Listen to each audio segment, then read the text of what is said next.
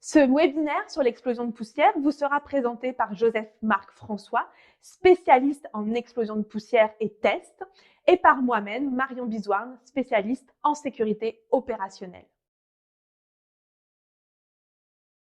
Qu'est-ce qu'une explosion de poussière? Il est très important, lorsque l'on manipule des produits, donc type des poudres, de pouvoir évaluer le risque d'explosion de poussière dans un atelier. Donc, quels sont les produits que l'on retrouve, combustibles, qui vont pouvoir engendrer, en fonction de certaines caractéristiques, une explosion de poussière sur les procédés? Vous allez retrouver le bois, le papier, le carton, l'aluminium, le fer, le magnésium, mais aussi le silicium, le sucre, la farine, l'amidon. Vous avez aussi d'autres types de produits que vous allez pouvoir retrouver dans l'industrie chimique et qui vont pouvoir engendrer une explosion de poussière si les conditions sont réunies et sont nécessaires et suffisantes. Quel est le phénomène d'explosion de poussière? Donc, en effet, si on veut évaluer le risque d'explosion de poussière dans un procédé, il est très important de comprendre le mécanisme de l'explosion. Donc, tout d'abord, pour avoir une explosion de poussière, vous devez avoir des particules combustibles en suspension dans l'air. Donc, il faut avoir un nuage de poussière. La deuxième caractéristique essentielle pour avoir l'explosion, c'est la concentration minimum d'explosion. En effet, ce nuage doit avoir une certaine concentration pour pouvoir exploser en cas de source d'inflammation.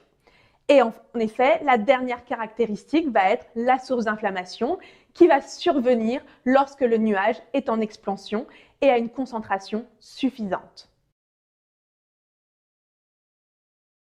Quels sont les types de sources d'inflammation que l'on va retrouver dans l'industrie du procédé et qui vont pouvoir enflammer un nuage de poussière? Donc, vous allez retrouver tout ce qui est étincelles, arc électrique, surface chaude, décharge électrostatique en fonction des caractéristiques des différentes poussières combustibles. En milieu industriel, il est très fréquent de retrouver les deux premières conditions pour avoir une explosion de poussière. Donc, la première condition est la présence de nuages de matière combustible dans l'air à la concentration minimum d'explosivité. Donc, ces deux premières conditions sont souvent présentes sur les différents procédés. Il ne manque plus que la source d'inflammation pour avoir l'inflammation du nuage, le flash fire ou l'explosion. Beaucoup d'entreprises vont manipuler des poussières combustibles et vont devoir évaluer le risque de leur procédé pour s'assurer que le risque d'explosion de poussière va être maîtrisé sur les procédés. Il est donc nécessaire de respecter les normes et les lois en vigueur en fonction des pays pour s'assurer que le risque est maîtrisé sur les installations.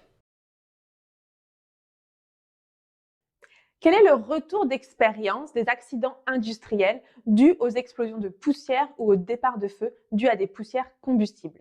Donc, au Canada, il faut savoir qu'entre 2017 et 2019, plus d'une vingtaine de départs de feu dus à des poussières combustibles ont été recensés. Au niveau des explosions, on a entre 1 à 4 explosions chaque année, donc de 2017 à 2019. Heureusement, aucun décès n'a été recensé ces dernières années. Et au niveau des blessés, on a environ entre 9 à 10 blessés par an en 2017. En 2018, un blessé et en 2019, 4 blessés. Les chiffres parlent, il est nécessaire de mettre en place des bonnes pratiques et des sécurités supplémentaires pour s'assurer qu'on va diminuer les cas d'explosion et de départ de feu sur les installations dues à des poussières explosives. Quelles sont les industries les plus touchées lorsque l'on parle d'accidents industriels dus à des poussières combustibles? Lorsqu'on regarde les statistiques pour les industries les plus touchées au niveau des accidents industriels dus à des poussières combustibles, on va retrouver l'industrie de l'agroalimentaire.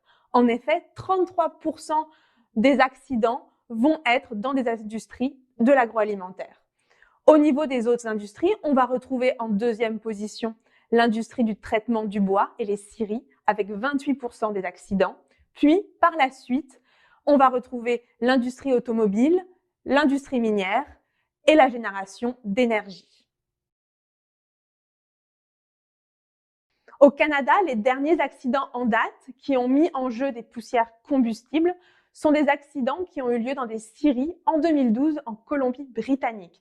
Donc ces deux accidents, donc ces deux explosions, ont tué chacun 2 personnes et ont blessé plus d'une vingtaine de personnes. Il est donc nécessaire, lorsque l'on manipule des poussières combustibles, de connaître les caractéristiques des poussières et de mettre en place toutes les barrières de sécurité essentielles sur une installation de prévention et de protection. Quelles sont les lois et les règlements que l'on va retrouver au Québec en vigueur lorsqu'on manipule des poussières combustibles? Alors, vous allez retrouver la loi sur la santé et la sécurité au travail. Donc, dans cette loi, vous allez avoir des paragraphes stipulant l'obligation de nettoyer les ateliers. Aussi, l'obligation de gérer l'électricité statique et les sources d'inflammation, mais aussi toutes les obligations nécessaires pour le dimensionnement des équipements à risque qui manipulent les poussières explosives.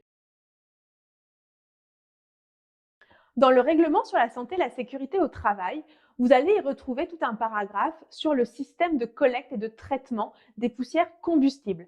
En effet, en fonction du type de procédé que vous utilisez et dans le domaine de l'industrie dans lequel vous êtes, vous allez devoir utiliser certaines NFPA.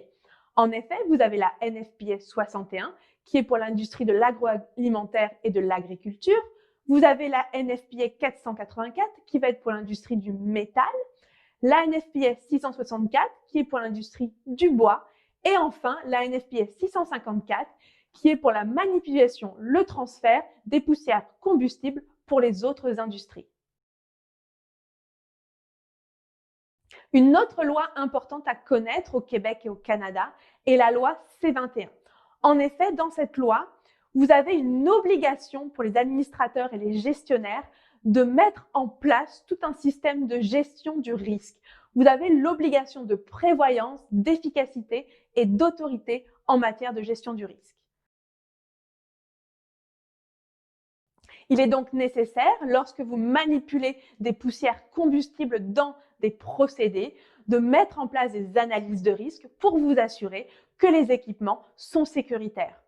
Pour réaliser des analyses de risque, vous pouvez vous appuyer sur la norme NFPA 652.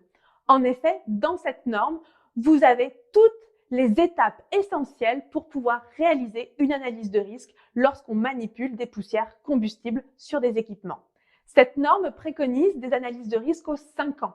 En effet, lorsque vous faites un démarrage de procédé qui manipule des poussières combustibles, vous allez devoir mettre en place au maximum au bout de 6 mois une analyse de risque pour vous assurer que votre procédé est sécuritaire et mettre en place des analyses de risque tous les 5 ans pour vous assurer qu'en cas de modification d'équipement, vous avez mis en place toutes les bonnes pratiques et les sécurités. Qu'est-ce qu'on va retrouver lorsqu'on réalise une analyse de risque sur un procédé qui manipule des poudres combustibles? Donc tout d'abord, on va avoir une revue des lois, des règlements et des standards applicables aux équipements.